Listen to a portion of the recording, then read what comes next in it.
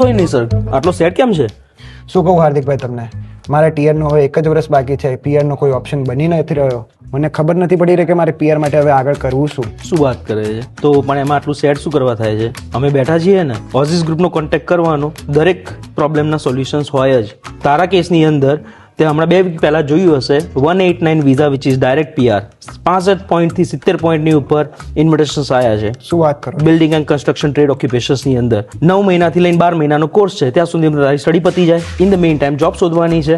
Employer તને 407 training વિઝામાં training આપે, કારણ કે સ્ટડી પતી ગયું હોય તારે તો ટ્રેનિંગની જરૂર પડે છે. તું ટ્રેનિંગ લે, ઇન ધ મેઇન ટાઈમ તારો જોબડી પ્રોગ્રામ કમ્પ્લીટ થાય, સ્કિલ અસેસમેન્ટ થઈ જાય, તો એના બેઝ ઉપર તારા પીઆર થઈ શકે છે. આ તો મને ખ્યાલ જ નતો. નો પ્રોબ્લેમ, આવી જાઓ આજે જ ઓફિસમાં. ચલો.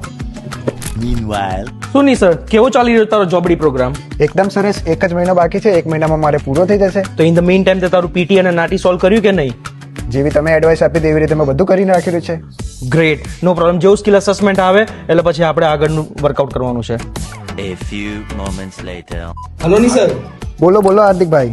શું કરે છે બકા? બસ આ કામ કરી રહ્યો હતો અહીંયા. તારા માટે ગુડ ન્યૂઝ છે. તારું 189 નું ઇન્વાઇટ આવી ગયું છે. શું વાત કરો તો હાર્દિકભાઈ? શું સિરિયસલી? ના ના, ખરેખર આવી ગયું છે. હું તને ઉપર ઈમેલ મોકલું. 1 જ મિનિટ ચાલુ રાખો, હું મૂકી દઉં સાઈડમાં. અરે હાર્દિકભાઈ, ખરેખર આવી ગયું. Thank you. હું તમને થોડી વારમાં પાછો ફરી કોલ કરું. મારે ઘરે વાત કરવું પડશે.